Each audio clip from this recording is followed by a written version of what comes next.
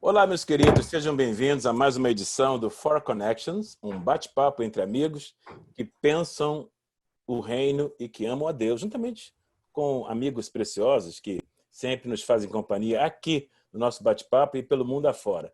Hoje, por exemplo, nós temos mais uma vez a presença dos meus amigos. Sil Farney, tudo bem? Olá, Sérgio, tudo bem? Tudo bem, Valmir, César, Sérgio e Valmir lá no norte, na América do Norte, eu e César aqui na América do Sul, né? Eu aqui na Baixada, o César pertinho de mim, em Jacarepaguá. Olá, você que está nos assistindo, nos dando a honra de nos assistir, assistindo nossa transmissão. Espero de verdade que esse nosso bate-papo possa edificar a sua vida e nos ajude a espalhar essa mensagem. Eu e Valmir Delgado, acima da linha do Equador, César Carvalho e Sil Farney, abaixo da linha, lá no nosso querido Brasil. Valmir, tudo bom? Tudo tranquilo? Tudo bem, Sérgio, tudo tranquilo. Tudo na paz, graças a Deus. A paz para você, para o Sil Farney, para o César e para todos aqueles que estão nos assistindo aí. Que Deus abençoe todos vocês. César Carvalho, como é que tá, meu amigo? Tudo bem? Aí no nosso Rio de Janeiro? Estou melhor que vocês, porque não existe pecado do lado de baixo do Equador, né? Então estou mais tranquilo aqui do que vocês.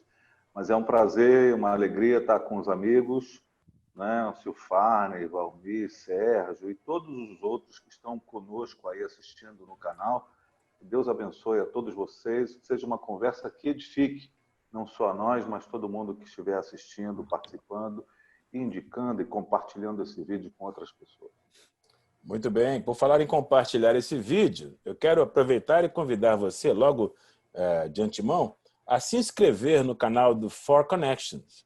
Além do mais, você pode manifestar aí a sua curtida, o seu like. Eu tenho certeza que esse nosso bate-papo será proveitoso, assim esperamos. Então, deixe-nos saber que você está gostando.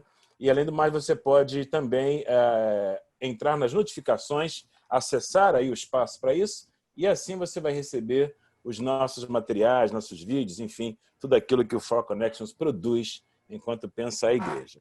Bem, meus queridos, o nosso bate-papo de hoje é, na verdade, a conclusão de um tema que nós temos debatido nos últimos 2 segmentos. Que tema é este? O tema é paradoxo. César disse que, brincando, que dizem que não há pecado do lado de baixo do Equador, mas, sem dúvida alguma, há pecado e há paradoxo. Nosso assunto é paradoxo. E o paradoxo que tem chamado o Four Connections para o diálogo é exatamente este aqui. Ó. É possível para a igreja cristã ser, ao mesmo tempo, paradoxalmente, culturalmente relevante e teologicamente coerente? É possível lidar com esse paradoxo de maneira consistente? Bom, nós temos falado sobre esse assunto, traçando um breve histórico desde os tempos de Agostinho, atravessando a Idade Média, passando pela Idade Moderna, com o advento do Iluminismo e como isso afetou a fé da igreja cristã, sobretudo protestante, e como isso acabou gestando aquilo que se convencionou chamar de liberalismo teológico, nascido na Alemanha e processado na América e que, de alguma forma, produziu teologias as mais variadas que hoje são consumidas no mundo inteiro. Hoje o nosso bate-papo é um pouco mais prático. Nós queremos trabalhar como é que esta proposta da igreja de responder às urgências culturais do seu tempo e, ao mesmo tempo, tentar manter o seu conteúdo dogmático tem produzido novos pensamentos, novas teologias, e nós queremos falar sobre isso hoje. E vai ser um prazer conversar sobre isso com esses meus queridos amigos. Bom, nós vamos começar rapidamente, para botar essa bola para rolar, tocando, Sil Farney, meu querido, no processo de surgimento das teologias. Eu me lembro que num segmento anterior, que sem dúvida vai ser disponibilizado também para os nossos irmãos e amigos, nós falamos sobre como a preocupação de um grupo robusto da Igreja Protestante Europeia, pós-iluminismo, tentou sintetizar, tentou, usando uma terminologia hegeliana, tentou harmonizar teses e antíteses a fim de formar uma síntese teológica que fosse, ao mesmo tempo, relevante para o momento cultural e consistente com a identidade teológica da igreja. Mas a igreja nem sempre foi bem sucedida nisso. Na verdade, as teologias surgem daí, né, Silfarne? Essa tentativa de harmonizar o que se crê com aquilo que se enfrenta.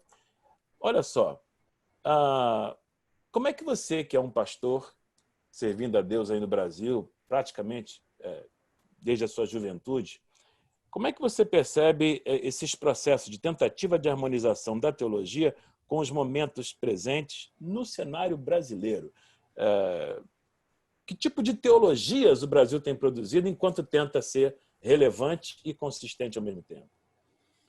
Então, Sérgio, eu tenho alguns bate-papos informais nossos, que eu quero até lembrar os nossos amigos que nos assistem, que o For Connection nasceu exatamente da nossa vontade de repartir de forma pública, digamos, gravada, armazenada, aquilo que é nosso bate-papo informal. Eu, César, Valmir e Sérgio somos amigos que gostamos de compartilhar, bater papo, trocar ideia, e de forma muito livre, realmente. Então, no nosso bate-papo, a gente usou muito a expressão, algumas vezes, do que a gente chama de saladismo teológico no Brasil, né? Saladismo teológico. O Brasil é um pouco dessa salada, e eu penso até que eu sou um exemplo claro disso. Por que eu estou dizendo isso? Eu sou alguém que fui criado na Igreja Católica desde a infância, católico praticante mesmo, de ir à missa, fazer primeira comunhão, fazer catequese, né? E depois me converti e fui para a Igreja Evangélica com 11 anos de idade. Muito cedo comecei a pregar, com 13 anos mais ou menos. E eu me converti na boa. Na verdade, olha que interessante, a minha família, a primeira experiência com o evangelho que estiveram foi na Igreja Universal, quando estava nascendo a Universal, em 1978. Né? Na verdade, minha mãe teve uma experiência de libertação ali, e um mês depois, ou semanas depois, já fomos para a Assembleia de Deus, onde eu fui criado, fiz meu primeiro seminário teológico, foi um seminário assembleiano, né? Onde conheci o César também, a Núbia, a esposa do César, e depois completei o curso totalmente no seminário da Assembleiano, realmente. Aí, na Assembleia, eu caminhei até chegar ao presbitério. Depois de casado, fui para a Metodista Wesleyana e fiz a complementação teológica na Metodista Wesleyana, pegando um pouco da perspectiva wesleyana de teologia, né? Então, vim de uma... Eu não posso falar que a Universal, de alguma forma, me influenciou, que foi apenas semanas, eu era um menino de 11 anos. Mas a Assembleia de Deus, sim. Desde meus 12 anos até os meus 24 anos de idade, ali na Assembleia de Deus, muito influenciado. Depois fui para a Metodista Wesleyana, onde fiz complementação teológica, exerci o ministério pastoral. Depois disso, nos ligamos da Wesleyana e hoje sou pastor de uma comunidade evangélica. Então, você perceba que eu mesmo faço parte disso, é uma realidade. E eu percebo que muitas vezes, não sei se o César também pensa assim, ou o Valmir, você mesmo, Sérgio, me parece que a teologia, nós temos poucos teólogos brasileiros, no sentido pleno da palavra teólogo, né? Porque nós somos mais de um evangelho da praxis, né? Da prática. E acho que esse excesso de prática tirou de nós o desejo da contemplação teológica, a maioria de nós, infelizmente.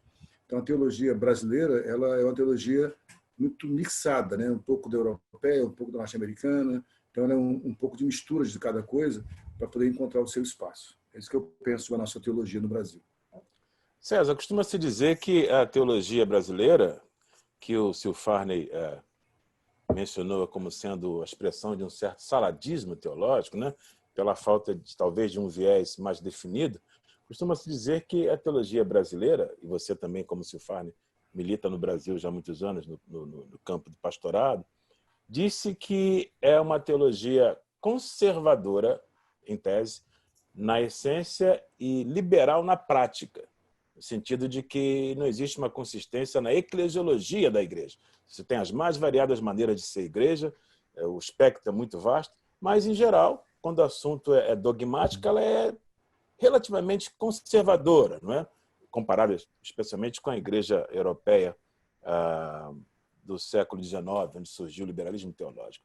Você acha que faz sentido essa colocação de que a igreja brasileira, no aspecto teológico, é conservadora na essência e liberal na prática? Tem de tudo aí no Brasil em termos de eclesiologia? De verdade, Sérgio, acho que é isso. Essa é a melhor tradução do que nós vemos nas terras brasileiras, né? Primeiro que nós não fazemos teologia. nós copiamos teologia, né? Nós absorvemos teologia, consumimos teologia, independente da profundidade ou falta da profundidade que ela apresenta, né? Há pouca reflexão, muita ação prática, muita missão no sentido, né? E queremos transformar o Brasil a partir, então, de práticas, mas que não são práticas geradas por uma reflexão.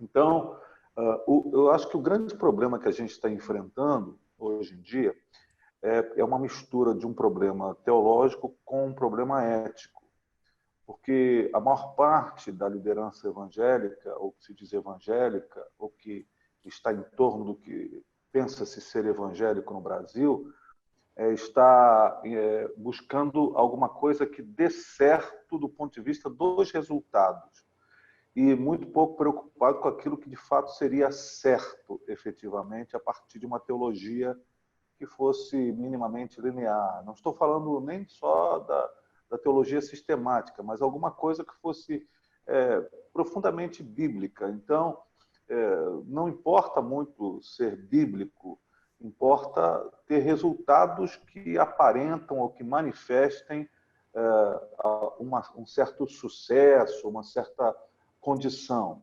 Então, por conta disso, as pessoas estão mais em busca, os pastores, as lideranças, os pastores estão mais em busca de algum sucesso, de alguma coisa que dê certo, do que de alguma coisa que aparentemente seja conservador ou teologicamente bem lastreado. Vamos pensar assim no lastro de uma teologia bíblica, né, que se circunscreve às Escrituras.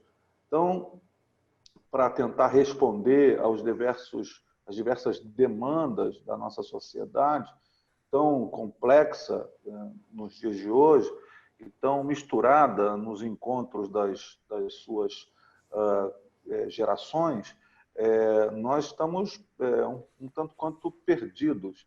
E como esse programa também tem a finalidade de ajudar os mais jovens, principalmente aqueles que são líderes mais jovens, talvez a melhor coisa a dizer para esse povo agora é dizer: não se preocupe tanto com os resultados imediatos de uma teologia que não é nem teologia e nem prática, né? Uma massa informe, um tanto quanto sem objetivos claros, apenas com objetivo, efetivamente, de resultados do ponto de vista daquilo que a sociedade pode avaliar como bem-sucedido. Meu amigo Valmir, e agora meu vizinho, olha só, Valmir, o César acabou de falar e tocou num aspecto também bastante pertinente, que é o fato de que muitas vezes a igreja, tentando responder, ela vai se perdendo na resposta ao seu tempo. Eu queria, antes de levantar para você uma bola que eu tenho certeza que você vai, como sempre, matar no peito e pôr no chão com elegância, eu queria só criar aqui, ou apresentar o fundamento para essa pergunta que eu quero lhe fazer. Eu tenho observado o seguinte: essa prática da igreja responder ao seu tempo, ela é histórica. A gente percebe isso desde o início. O próprio Concílio de Jerusalém, não é? Foi uma tentativa da igreja de responder a um grito cultural fortíssimo, que era como lidar com os gentios na igreja. Correto?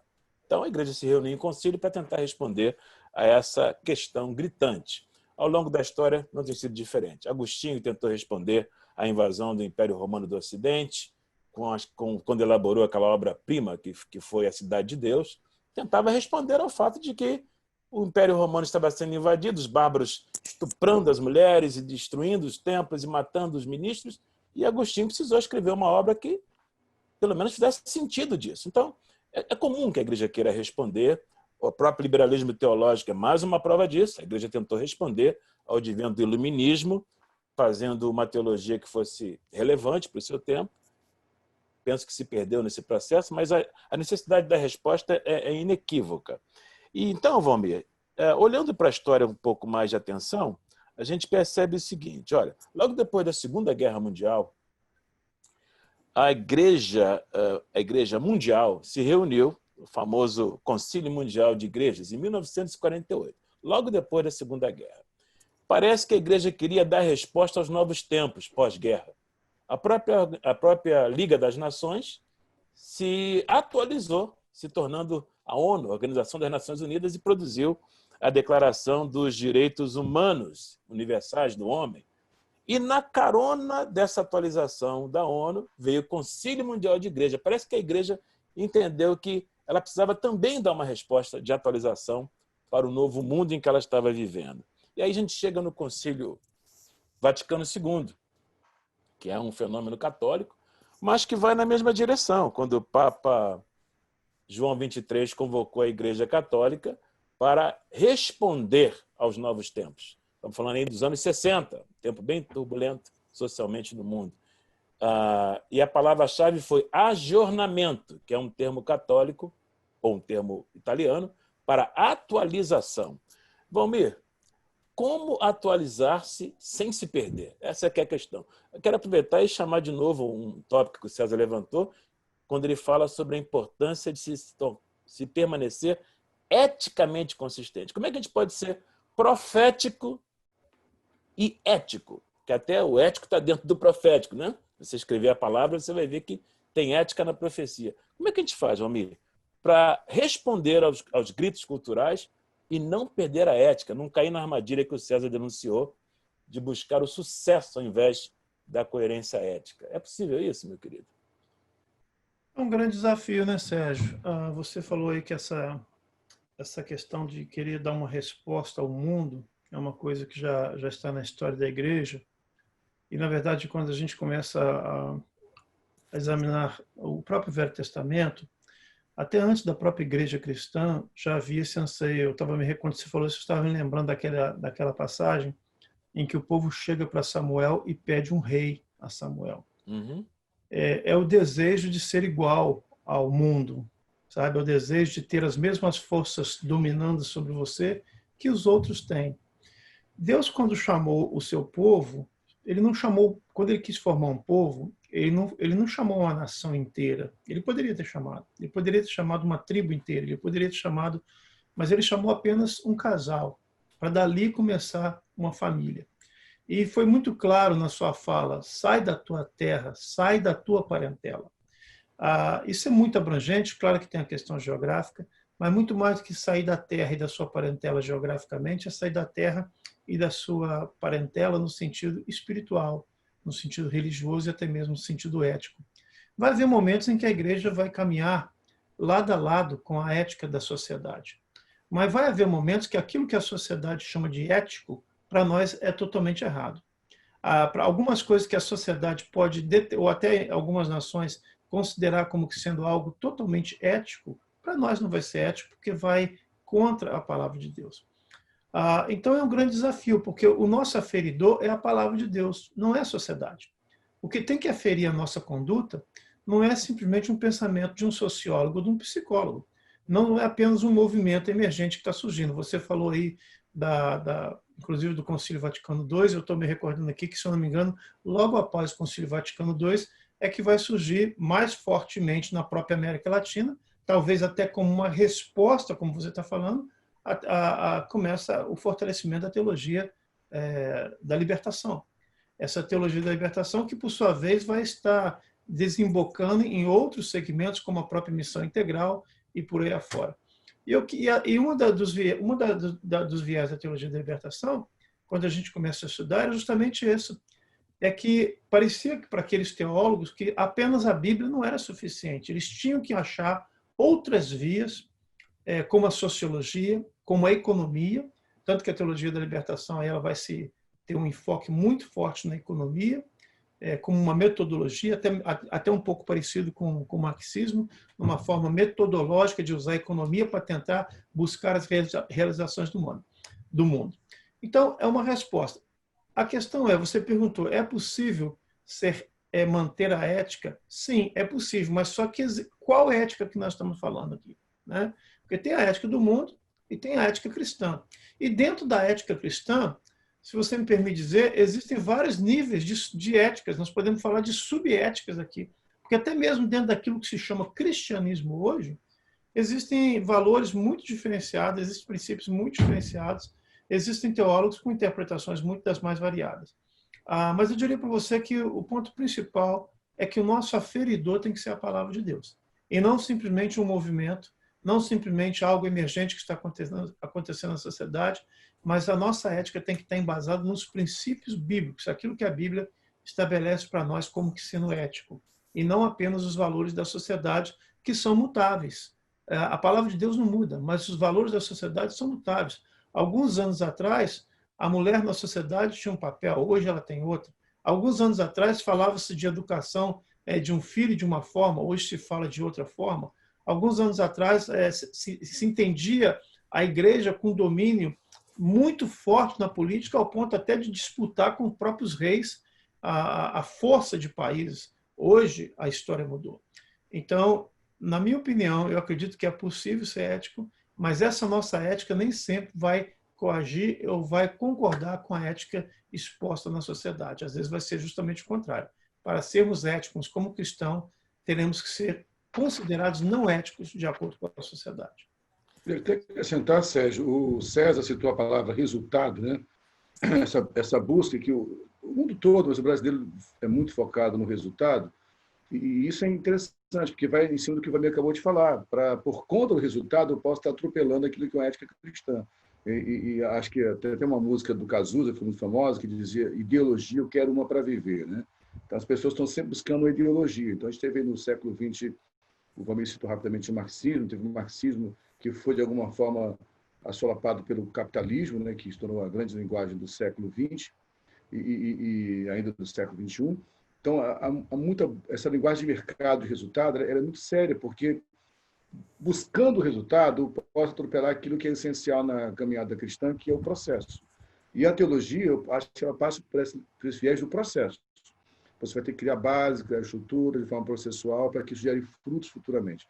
Mas quando se pensa em resultado, não dá para se pensar em processo, nem em base, nem em fundamentos. Aí você atropela e você faz a teologia a gosto do cliente. Acho que esse é o grande risco da teologia no Brasil hoje, que ela está a serviço do cliente. Quando ela está a serviço do cliente, como o homem falou muito bem, vamos construir uma outra ética, que é a ética desse século, para ter resultado. E quando eu sou norteado por resultado, sou guiado por resultado, em algum momento eu vou atropelar o princípio. Isso é muito sério e acho que sabe para a gente pensar de forma muito tensa realmente sobre o assunto. Sem dúvida, sem dúvida.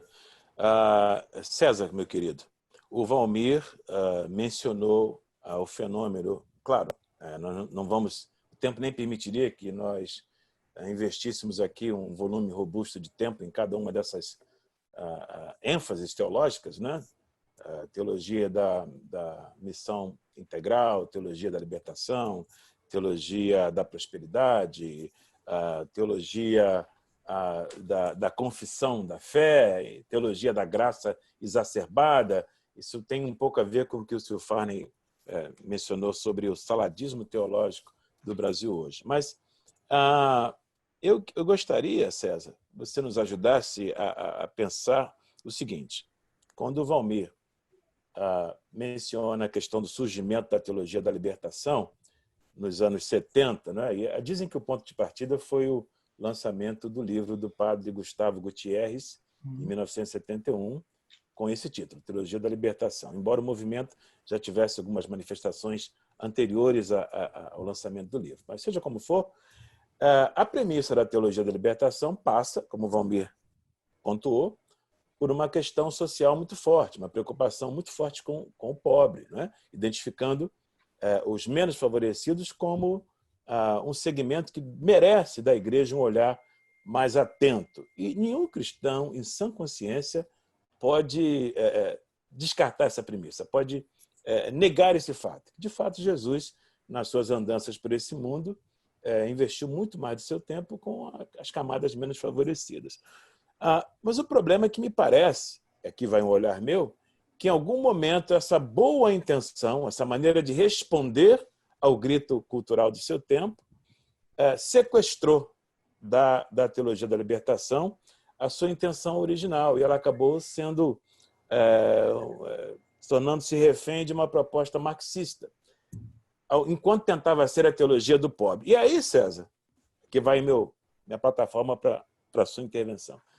No outro extremo disso, a gente tem o surgimento da teologia da prosperidade, que enquanto a teologia da libertação poderia ser chamada da teologia do pobre, a teologia da prosperidade poderia ser chamada da teologia do rico, porque ela surge nos Estados Unidos, potência capitalista do mundo, país mais rico do mundo, nos anos 50. Um estudo mais apurado vai denunciar isso. Exatamente nos anos de ouro da sociedade americana, logo no pós-guerra, quando os Estados Unidos tornou-se potência mundial, depois da guerra, porque enquanto o mundo brigava lá na Europa, os Estados Unidos só fornecia, financiava a guerra. Então, nos anos 50 são os anos dourados. Aí surge a teologia da prosperidade, com os grandes avivamentos daquela época. Meu querido, e aí? Onde é que a gente fica, hein? A gente tem uma teologia cortada para o pobre, que parece se perder, sendo sequestrada por uma ideologia, e uma teologia cortada para o rico, para o enriquecimento, que também se perde nesse processo. É possível, César, encontrar um consenso aí sem se perder no processo? Eu posso até cometer equívocos aqui, falar algumas bobagens, mas não vou deixar de falar aquilo que eu penso, porque esse é o grande dilema que a gente enfrenta hoje, principalmente aqui embaixo. A gente, no afã de focalizar o pobre, como a teologia da libertação pensava e talvez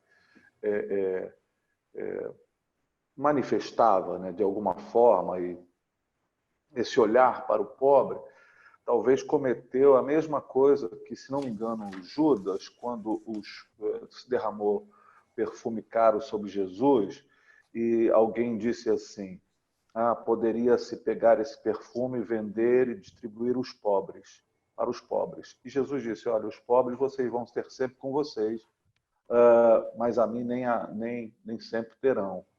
E valorizou aquela ação.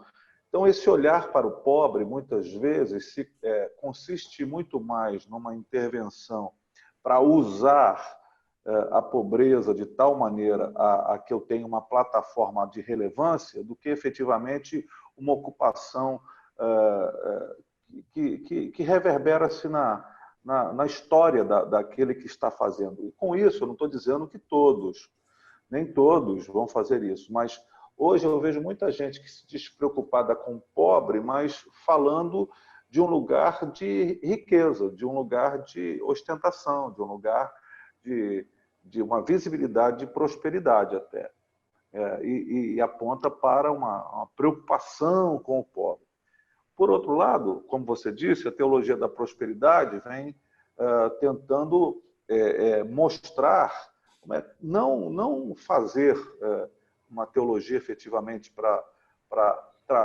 pensando no rico, mas fazer com que haja um olhar para a riqueza como sendo a riqueza a bênção de Deus, a manifestação de que quem tem a bênção de Deus e a presença de Deus, notoriamente será rico, terá dinheiro, terá recursos e coisas dessa vida. Ambas as teologias esbarram num grande problema de estender isso para as pontas, para as extremidades.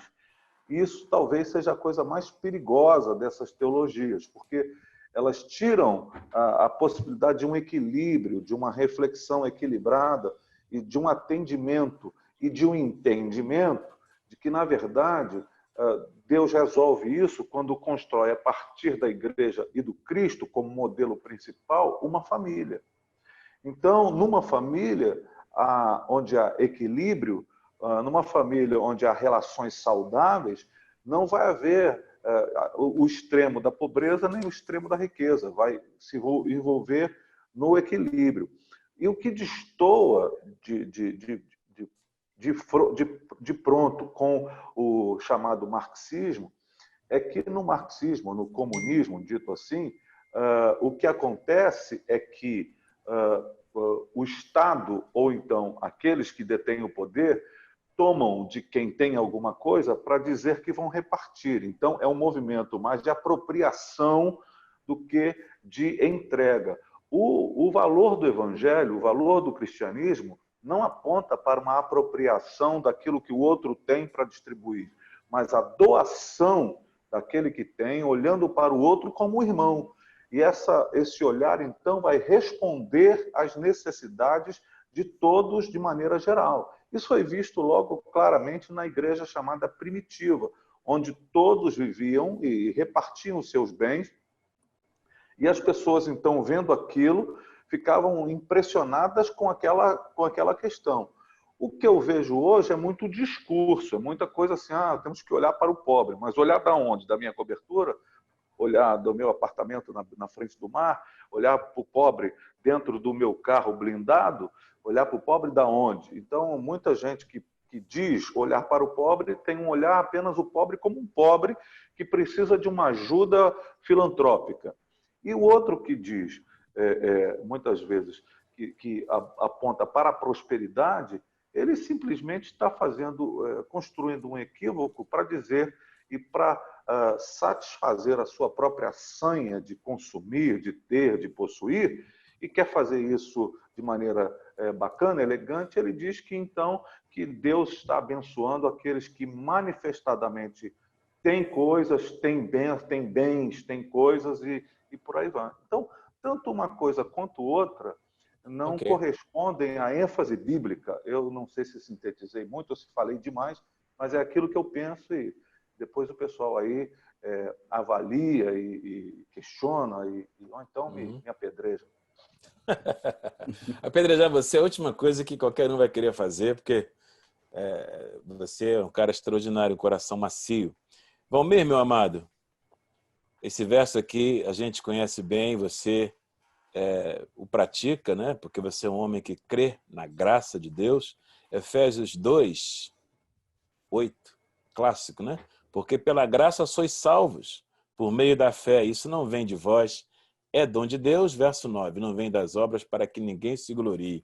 E a razão de eu estar lendo esse texto é só para fundamentar a minha pergunta, aí, chamando a sua intervenção. Recentemente, dentro desse saladismo teológico, se é que a gente pode colocar dessa maneira, e eu quero até abrir um parênteses aqui, a gente fala disso com muito temor e respeito, porque a gente sabe que todas essas tentativas de construir teologia são honestas, na essência. Elas não partem de pessoas levianas e que querem destruir a igreja ou detonar o arcabouço teológico da igreja. Não, de forma alguma. São pessoas sinceras e honestas em todos os espectros da fé que tentam responder aos gritos culturais do seu tempo, né? E, ao mesmo tempo, tentam ser consistentes com o seu depósito de fé. Mas eu li esse texto, Valmir, clássico sobre a graça, texto de Paulo aos Efésios, porque recentemente tem surgido, ou tem se difundido pelo mundo afora, e, claro, já chegou ao nosso querido Brasil, o que se poderia chamar, pelo menos eu chamo assim, né, de teologia da graça exacerbada. É uma questão de, inclusive, há pregadores renomados, inclusive um irmão muito querido lá na Ásia, que tem um programa muito famoso e tem escrito muito, e tem se ouvido muito nas igrejas, no Brasil também, uma ênfase na graça, na graça. E aí alguém poderia dizer, mas daí, o que tem de errado nisso se a própria Bíblia diz que é pela graça que nós somos salvos, não é? Não é pelo esforço humano, não vem de vós, é dom de Deus. Mas o que alguns suspeitam é que, na boa intenção de enfatizar a graça de Deus versus mérito humano, religiosidade, enfim, alguns podem estar, como César mencionou, extremando demais esta ênfase na graça, a ponto de criar uma percepção de que, na verdade, está tudo bem, não tem nada a ver, até a ideia de pecado vai sendo diluída e pulverizada, porque, no final, a graça de Deus abarca todos e até a salvação parece que essa graça vai, sei lá, dar uma quebrada de galho na hora de passar pela porta, que é Jesus, e alguns denunciam essa teologia da graça exacerbada como uma tentativa fresca de responder ao legalismo, mas de uma maneira extremada. E alguns chegam a dizer que a graça tornou-se quase um ídolo, um ente. Não se fala mais no Deus da graça, mas só na graça de Deus. Você percebe, Valmir, do seu ângulo aí, você que mora na região nordeste dos Estados Unidos, né? E aí também, eu sei, aqui também, onde nós vivemos, em algumas igrejas tem sido bastante ventilado. Quais seriam os perigos, Valmir? Porque a graça não pode ser tocada. Mas, ao seu ver, um cuidado que você tem que ter na hora de enfatizar a graça, mas sem torná-la um ídolo, um novo ídolo da igreja? Então, Sérgio, você falou aí que da possibilidade desse movimento, desse tipo de teologia ter surgido como uma resposta a um legalismo muito forte ou muito exagerado. Eu acredito que seja isso mesmo, porém também aproveitando um gancho naquilo que você já tinha falado sobre a necessidade da resposta ao mundo também. Eu acho que não é só uma resposta a um legalismo, mas é uma resposta ao desejo da sociedade de querer encontrar um Deus cada vez mais permissivo, um Deus que se amolde à sua própria fé, e não que a sua fé se amolde a esse Deus. Então, parafraseando um pouco aqui Bonhoeffer, eu diria que, quando ele fala assim que é a graça barata, né? É a graça que traz uma pregação de um perdão sem confissão, sem arrependimento, de uma santa ceia sem confissão de pecados. Eu sou de uma época ainda, Sérgio, e vocês também são, em que às vezes e não estou dizendo que tudo era perfeito, que tudo era correto, mas que era comum a gente ver que às vezes no culto de Santa Ceia a frequência da igreja até diminuía. Por quê? Porque os irmãos tinham o hábito, o costume, o entendimento de que aquele momento da Santa Ceia era algo sublime no momento da história cristã, da igreja, porque tinha tudo a ver com a confissão, com arrependimento, de consertar a vida. E havia um temor tão grande na igreja que as pessoas preferiam, às vezes, não estou dizendo que esteja certo, por favor, não me entenda mal, mas era um temor, e talvez fosse até um desvio doutrinário e de ensino, mas a pessoa preferia não estar na Santa Ceia do que participar da Santa Ceia de uma forma irrelevante, de uma forma pecaminosa, sem ter consertado a sua vida. Havia realmente uma preocupação, um respeito para com isso. Mas essa graça barata, como eu disse, de uma pregação de um perdão sem arrependimento, de uma Santa Ceia sem confissão, como Bonhoeffer dizia, de uma graça sem discipulado, uma graça sem cruz, uma graça sem o Jesus encarnado. É uma graça permissiva, onde, em nome de um amor que não é o verdadeiro amor de Deus, diz que tudo pode, que tudo é permissível, e que Deus entende tudo, que Deus aceita tudo. Ora, esse tipo de pensamento, ele é totalmente antagônico à própria forma como o Senhor, nosso Deus, estabeleceu para a salvação. A salvação é pelo sofrimento do Jesus, o Deus encarnado, é pelo sofrimento dele. Houve um preço que foi pago, sim, muito alto, para que nós fôssemos salvos. Então, existe hoje, isso também, se a gente podemos, como você disse, não dá tempo da gente abranger tudo isso aqui, mas nós estamos vivendo essa época aí pós-modernista ou pós-pós-modernista, eu já nem sei mais o que nós estamos vivendo, essa sociedade líquida, que é o que estão falando hoje, em que o humanismo entrou desenfreado e o ser humano cada vez mais busca a sua autofelicidade, e na igreja não é diferente. As mensagens de algumas igrejas, infelizmente, até com afã de fazerem bem a obra, eu creio, mas tentam cativar as pessoas através de promessas, né?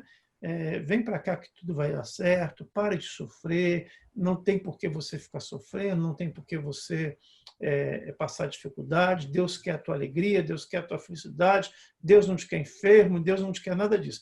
É a graça barata, e não é essa graça que o Evangelho nos mostra.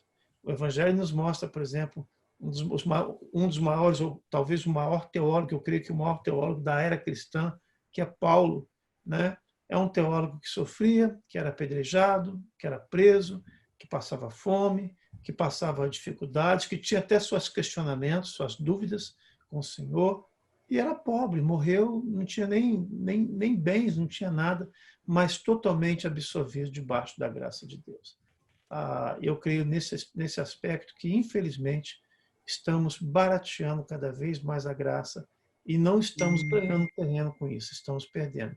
Porque o que transforma verdadeiramente a pessoa não são as promessas ou as propostas que fazemos no púlpito, mas é o poder do Evangelho, um poder do Evangelho que tem que vir arraigado e embasado no arrependimento, em mudança de vida, em metanoia, em mudança de vida. E não venha do jeito que você vem Tá bom, ok, você pode vir do jeito que você vem, mas não é para ficar do jeito que você vem. Ah, Jesus conversava com prostitutas. Sim, mas as prostitutas tinham suas vidas transformadas. Ah, Jesus andava com ladrão. Sim, mas o ladrão tinha sua vida transformada. Então, a graça é para todos, é de Deus, mas não podemos barateá-la, não podemos desprezar, senão nós estamos... É como se nós estivéssemos, de certa forma, crucificando Jesus de novo naquela Muito cruz. bem. Ela é a graça, para nós ela é grátis, né? Mas custou a vida de Deus na cruz em Jesus, né? Bom, nós estamos chegando já ao final do nosso segmento, mas eu queria ainda, Silfarne, que você nos ajudasse a pensar um tópico aqui nesse leque que nós estamos aqui com muita humildade, com muito pouco tempo, tentando pelo menos tocar. Nós falamos aqui de alguns aspectos da salada teológica, sobretudo no Brasil, né? Teologia da graça exacerbada, teologia da prosperidade, teologia da libertação, teologia da confissão positiva, que vem atrelada à teologia da prosperidade. Mas eu quero que você, antes de concluirmos esse nosso bate-papo de hoje, nos ajude num outro item dessa salada que eu quero trazer aqui antes da conclusão. Mas antes disso, só lembrando aos nossos irmãos e irmãs que você pode, por favor, se inscrever no canal do For Connections. Está gostando do papo? Está achando legal? Então inscreva-se. E, se possível, se realmente você está gostando, dê a sua curtida, o seu like e não se esqueça de acessar as notificações para que você possa sempre receber dos nossos materiais. Silfarne, meu amado, chegamos, enfim, não ao fim da salada, não é? Que a salada é muito vasta e é válida. E eu diria até que ela é bela, né? É rica. É uma salada de fruta, né, César? É um homem que pensa Bem tentando gostosa. entender Deus e o seu tempo. Nada de errado nisso. Cuidado só com os extremos. Mas deixa eu trazer aqui uma folha de alface extra para essa salada. Uma muito importante também, especialmente aí no contexto do Brasil, onde você e o César pastoreiam atualmente.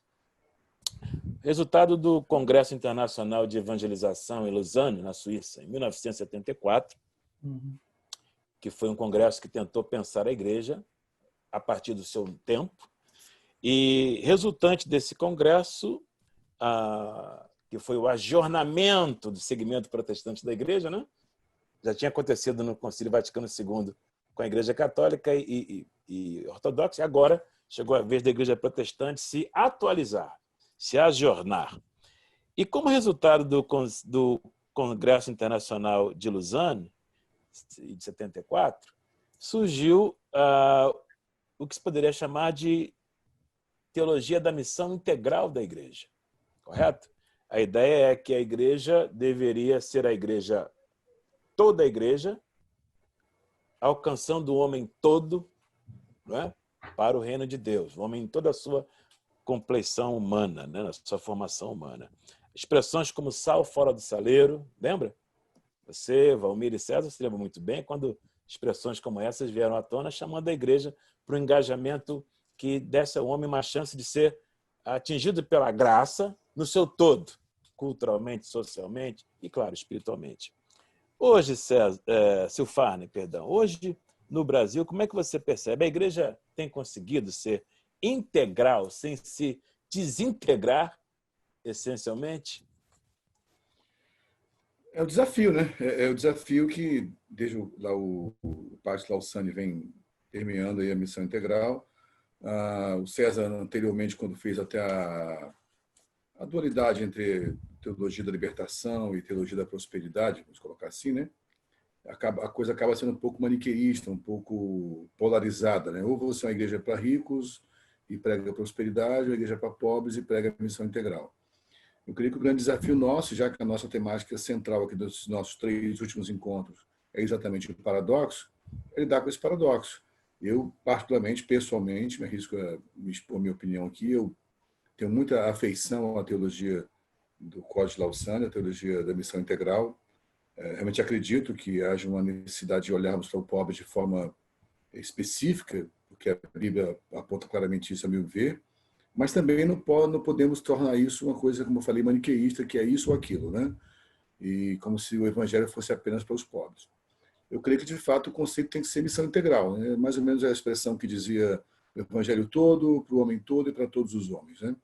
Então, esse é a utopia, é o alvo, né? É a meta. Não utopia no sentido negativo da palavra, nós precisamos de utopias. Utopia para sair da letargia, né? Então, essa que é a luta que precisamos alcançar, mas a tua pergunta de se nós alcançamos isso no Brasil, eu creio que não, é um processo, de novo é um processo, né? E esse processo, agora, é importante que se fale sobre isso, é importante que se busque essa perspectiva de um evangelho integral, uma pregação de evangelho integral. Há um livro que eu gosto muito, já citei várias vezes esse livro, da Landa Cope, que é Modelo Social do Antigo Testamento, e ela trabalha basicamente isso no livro dela, um dos capítulos. Ela fala que ela é desafiada quando um repórter diz que as igrejas, cita na sua matéria, que ele diz mais ou menos o seguinte, foi nos anos 80, né? Ele fala se os cristãos dizem que se uma cidade tiver a maioria de evangélicos, essa cidade será uma cidade boa para se viver. Isso lá nos anos 80, esse repórter fez uma pesquisa nos Estados Unidos da América, na terra de vocês, aí no norte, e ele viu que Dallas, no Texas, era a cidade considerada mais evangélica, no sentido de pessoas que frequentavam regularmente o culto, enfim, que devolviam o dízimo, e fazendo um paralelo, ele percebeu que naquela época Dallas estava muito abaixo dos índices de segurança pública, justiça social, distribuição de renda, índice de divórcio, uso de drogas e suicídio, por aí fora vai. E então a Landa Cope pergunta a Deus, Senhor, o que houve? Onde foi que nós erramos? Né? Ela chega a uma conclusão que eu acho interessante, ela fala, nós pregamos muito tempo o evangelho da salvação e esquecemos o evangelho do reino de Deus, que é exatamente apresentar à sociedade o modelo do reino. Então, eu penso que não, nesse afã de encontrar a teologia mais correta, nós percamos toda essa... Nós falamos tanto saladismo teológico aqui, mas, honestamente pensando, a Bíblia é, de fato, nesse sentido, vê se vocês entendem, ela é específica na doutrina dela, porém ela é plural na possibilidade de percebermos. Quem vai entrar em crise quando percebe a soberania de Deus e a escolha do homem? Quem não vai entrar em crise é um Deus que fala de prosperidade, onde os seus apóstolos morreram pobres. Então, esse paradoxo vai haver sempre. Agora, que no meio de todo esse paradoxo, não tenhamos medo de viver o evangelho integral, com tudo que é envolvido nele, e não apenas uma igreja que seja especializada num setor, mas que tente abarcar toda a pregação evangélica, e esse é o grande desafio. Tomara que a gente consiga alcançar isso, né, meu amigo? Sem dúvida, sem dúvida. Poxa, que pena que a gente está chegando ao final do segmento de hoje. Sabe qual era a minha vontade aqui, se a gente tivesse tempo? Valmir, César e Silfarney, pegar carona nessa última fala do Silfarney agora e perguntar se, numa visão em que a igreja quer alcançar o homem todo de maneira completa, como é que fica questões partidárias, mas eu não vou fazer isso, porque seria chamar para briga no último round, né? Porque hoje é uma questão importante aí no Brasil, aqui também na América. Pode ser um tempo de conversa mais à frente, vamos pensar nisso. Exato, engajamento político da igreja, quando ela tem uma visão de alcançar o todo, o homem todo, para Deus, com todo o evangelho. Parece que é nesse ponto aí da partidarização da missão da igreja que a gente tem se perdido. Mas esse é assunto para um outro momento. Nós vamos concluir o nosso bate-papo hoje. Vou pedir ao meu amigo Valmir Delgado que, por favor, ore por nós. E olha, só um meia-culpa aqui antes do Valmir orar, aproveitar que ele vai orar, pode aproveitar e pedir perdão para os meus pecados. Se por acaso, em algum momento, na melhor das intenções, eu ou um dos meus amigos sugeriu que nós temos a resposta para esses paradoxos, que nós estamos no nível de poder denunciar esse saladismo, porque talvez tenhamos uma fórmula mágica e secreta e eficaz, a impressão é falsa. Se sugerirmos isso, nós também estamos no meio do redemoinho, porque a igreja é isso mesmo, ela sempre vai ser paradoxal, né? Começa por um Deus que se fez homem, que é um paradoxo maior do que esse, né? Então, não sei se vai haver reconciliação para esses dilemas, mas uma coisa é certa, a gente segue tentando, segue amando a Deus, amando ao próximo e tentando agradá-lo a despeito de nós. É isso, meus amigos. Palavras finais antes da oração. César Carvalho, considerações finais? Não, só queria me despedir do pessoal, de vocês, e dizer e pedir aí às pessoas para se inscreverem no canal, se estão gostando, curtirem, dar lá o joinha e compartilharem com as pessoas. Como você disse perfeitamente, aqui nós não temos respostas, nós temos reflexão. O que nós estamos fazendo é pensando no assunto porque estamos inseridos nesse assunto. Não somos filósofos que estão olhando o tema à distância. Nós estamos absolutamente dentro desse pacote confuso, mas queremos sempre buscar aquilo que Deus tem para nós e rechaçar qualquer que seja a intenção maligna de nos confundir, como Satanás tentou fazer com Jesus na tentação no deserto.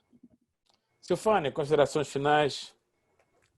Sim, meu amigo, o tempo já passou, quero agradecer demais o tempo juntos aqui, e como todos disseram, eu repito, nós não somos donos da verdade, longe de pensar nisso, nós estamos, de fato, fazendo mais perguntas, na esperança que essas perguntas provoquem em você a busca por maturidade. Deus abençoe a todos. Uma boa pergunta vale mais que 1000 respostas, né? Minhas considerações finais, antes do Valmir orar, é o texto que nós usamos para pôr essa bola para rolar. Primeira carta de Pedro, capítulo 3, verso 15. Antes, elejam a Cristo como Senhor em vossos corações. Estejam sempre preparados para responder com mansidão e temor a qualquer que vos pedir a razão da esperança que é em vós. Valmir Delgado, considerações finais e a oração.